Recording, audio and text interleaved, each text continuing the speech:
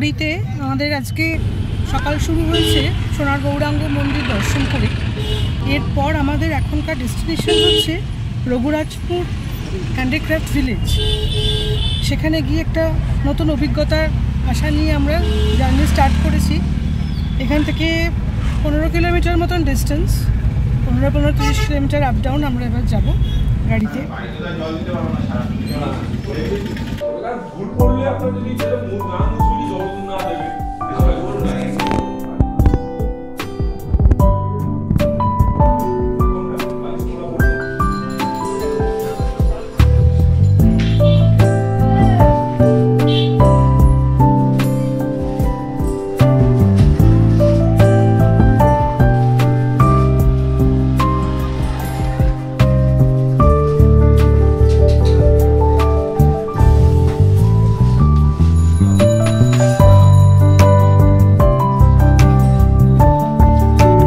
আমরা এখন চলে এসেছি রঘুরাজপুর হ্যান্ডিক্রাফট ভিলেজে।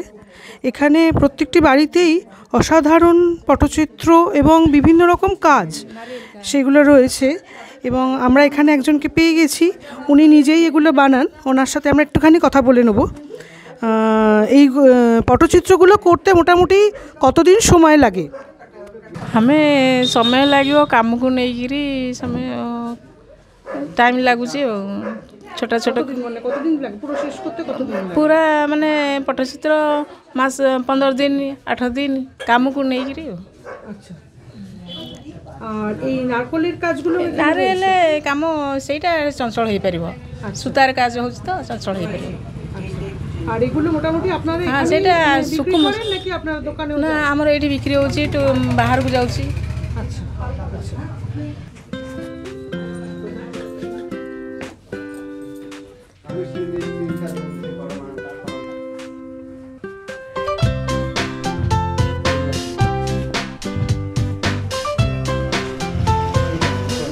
এইটা আমরা তালপাতা দিয়ে বানাইছে, আমরা মা বাপা বানাইছে। জগন্নাথে 6টা বেশ বানাইছে। 6টা বেশ কি বেশ বানানো হয়েছে? একটু রঘুনাথ বেশ, রাম অবতার হয় যেখানে রাম অভিষেক, এই বেশটা হয়, হাতে ধনু তীরে ধরছে রঘুনাথ বেশ। তার মধ্যে এইটা হচ্ছে 12 বছর নতুন দারু চেঞ্জ হয়ে নবকলবর বেশ হয়। এটা হচ্ছে নাগার্জুন বেশ, মানে 26 বছরে একবার হয়, দাড়ি পগড়ি পুছ এরকম হয়। এটা হচ্ছে নাগার্জুন বেশ। আর রথের সময় হয় সৈন্য বেশ, মানে সোনার মুকুট হয়ে হাত পা ওগুলো লাগে সৈন্য বেশ। আর ওনাকে যখন জ্বর হয়, জ্বর সময় এটা কি হয়? গজানন বেশ, হাতি বেশ। আর এটা বড় সিংহার বেশ, মন্দিরে সকাল সন্ধ্যাবেলা এই বেশটা হয়, সাজানো হয়। এটা বড় সিংহার বেশ।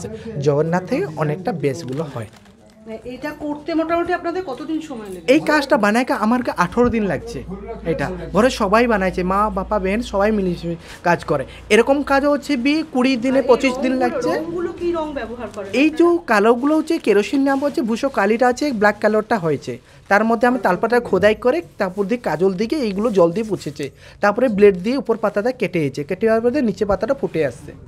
এটা এখানে হাতের কাজের এত ভ্যারাইটি, মানে কোনটা ছেড়ে কোনটা নেব প্রচণ্ড কনফিউজড। এখানে মোটামুটি যেটুকু দেখা যাচ্ছে সব ভীষণ সুন্দর, কোনটা ছেড়ে কোনটা নেবো ভেবে পাচ্ছি না। আপাতত এই সবগুলোর মধ্যে এই দুটো আমরা চুজ করেছি। খুব সুন্দর, মানে উনি দিচ্ছেন এক এক করে, এবং প্রত্যেকটাই বিভিন্ন রঙের, ভীষণ কালারফুল, দারুণ। এবং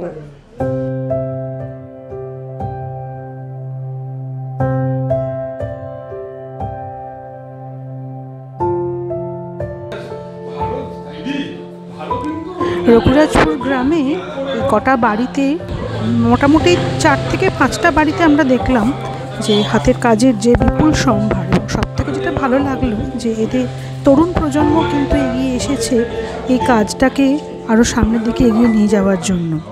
এখানে কিন্তু শুধুমাত্র যে পটচিত্র হচ্ছে তা কিন্তু নয়, বিভিন্ন রকম স্কাল্পচার মূর্তি, মানে বেলে পাথরের মূর্তি খোদাই করেও সেগুলোও রয়েছে। খুব সুন্দর লাগলো। উড়িষ্যার যে ট্র্যাডিশন, সেই ট্র্যাডিশনটাকে এগিয়ে নিয়ে যাওয়ার জন্য এখানকার সাধারণ মানুষজন এগিয়ে রয়েছেন।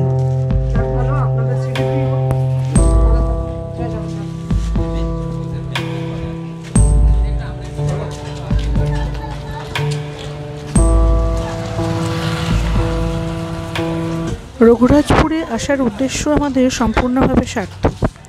এখান থেকে কিন্তু শুধুমাত্র যে আমরা পর্যটকরা এখানে দেখতেই পাই তা কিন্তু নয়, এখান থেকে জিনিস কিনেও নিয়ে যাওয়া যায় এবং ওনারা অবশ্যই বেশ বার্গেনিং করতে হয়, সেটা একটা বড় জায়গা। বার্গেনিং করে নিয়ে জিনিসপত্র কিনে এবারে আমরা আবার ফিরে চললাম পুরীর উদ্দেশ্যে। দুপুর হয়ে গেছিলো, প্রচণ্ড খিদে পেয়েছিল। পান্থনিবাসে ঢুকে আমাদের লাঞ্চের জন্য আমরা এবার চটপট করে এগিয়ে গেলাম।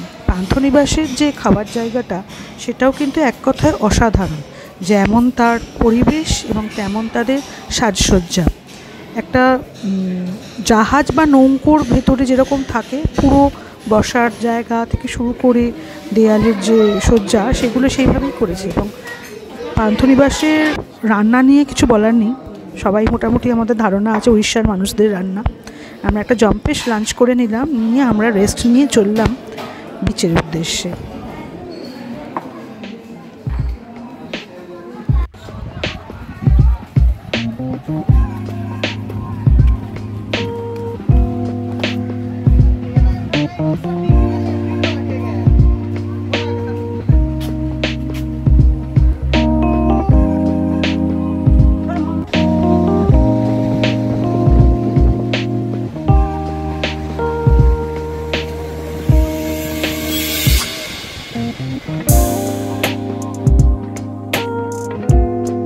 চক্রতীর্থ রোডে হোটেল গৌরাঙ্গ রিসোর্ট, এটাই ছিল আমাদের পুরীতে এবারের আস্তানা। জায়গাটা সত্যিই খুব নিরিবিলি এবং যে স্বর্গদ্বারের যে চূড়ান্ত হই হট্টগোল সেইটা যদি কেউ অ্যাভয়েড করতে চান তাহলে এই জায়গাটার কথা আপনারা ভাবতেই পারেন। আমাদের তো ভীষণ ভালো লেগেছিল। আর সামনে যে বিচটা ছিল নীলাদ্রি বিচ, সেই বিচটাও খুব সুন্দর এবং ভিড়ভাট্টাটা কম, যেটা স্বর্গদ্বারে আমরা একটু নিজেদের মতন এনজয় করতে পারি না, সেই সমস্যাটা ছিল না। এই ছিল আমাদের ছোট্ট পুরী ভ্রমণ। পুরীর আমরা বেশি ডিটেলস দিইনি, মেইনলি আমরা ফোকাস করেছি রঘুরাজপুরের উপরে।